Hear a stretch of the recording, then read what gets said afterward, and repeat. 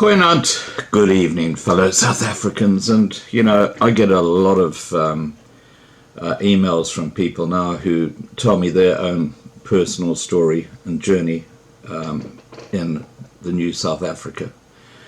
And a lot of them are very, very sad. Your heart goes out to these people because, they're victims of a society and a government which is today discriminating against minority groups and in particular the white people.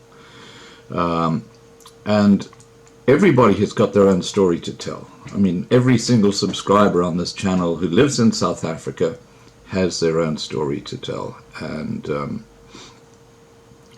I think it's important, as this is a community channel, that I actually recite these stories so that people who watch from overseas can see what is happening in South Africa. And the story that was sent to me here is a heart-wrenching one, and he makes the point that what have I got left to lose? He's just at that point where he just says, I've got nothing else to lose. And it's soul-destroying when you hear these sort of things. I'll read you his story. It's very, very interesting and sad, but it does explain the reality of what's happening to white people all over South Africa and why so many of them are now in squatter camps, which is absolutely tragic. Okay, he's called his story A Simple Man. I spent the early years of my life under the apartheid system. I never understood any part of apartheid, as I was too young and also too busy doing what I was taught to do, going to school and trying to be the best person I could be, as was taught to me by my parents. From this early age, I was taught to excel at everything I do if I wanted to enjoy the good things in life, be it material things or basic happiness. Unfortunately, I came from very humble beginnings and was not afforded the opportunity to go to university, like a very small privileged minority of folks in my school were, and so I had to cope with what they handed me. Apartheid never saw me as someone special and did not pay for any future studies or benefits. I had to pay my own way, like millions of other white South Africans. I never understood it, apartheid, anyway, so I just did my very best under the circumstances. After school, as was the case with every white boy in South Africa, I was drafted into the Defence Force to serve my compulsory 2 years basic training. I enjoyed the military so much that I decided to stay for a further 2 years. I loved the discipline and everything that it had to offer. When I left the army, I faced the big, bad world, and without any help from apartheid. I never understood it, apartheid, but as long as the streets were clean, the children were safe, and life was wholesome and pure, then it could not have been so bad. After all, we had spent 4 years in the SADF and almost 21 years, I was nearly 21 years now. I had never seen any black people murdered or massacred as was reported by the rest of the world and the media. I found a basic job at below minimum wages and just did what I had to do in order to keep my head above water.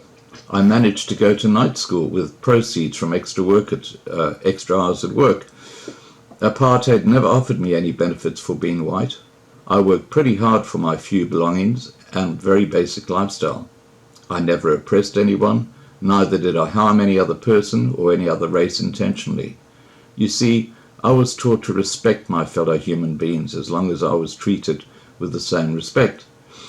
I never got involved in politics as I was too busy coping with life, as did everyone else. Apartheid was political, and I never really understood it anyway. I was part of a black soccer team and had black friends that I treated with respect.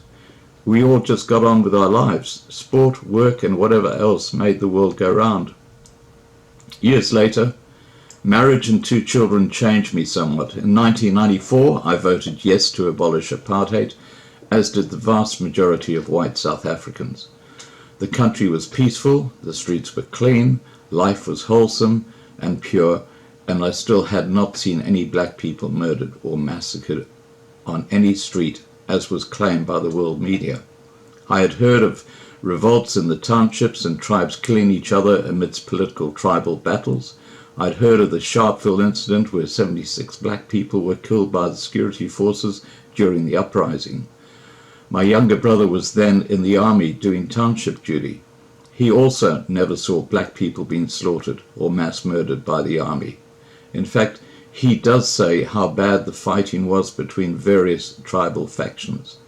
He was there to maintain peace between tribal factions. He also never understood apartheid fully and also voted yes to abolish apartheid. Post-1994, I worked extremely hard, day and night, to start my own company.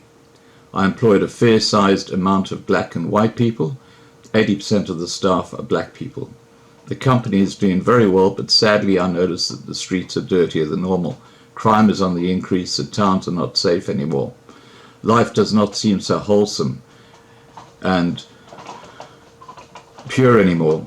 My daughter has lost quite a bit in recent times. Her uncle is murdered for his car. Her grandmother is violently murdered for the hell of it. My poor daughter, can her dad keep her safe? Thank God the night they came into my house, assaulted my son and I, and raped my wife, my daughter was not at home.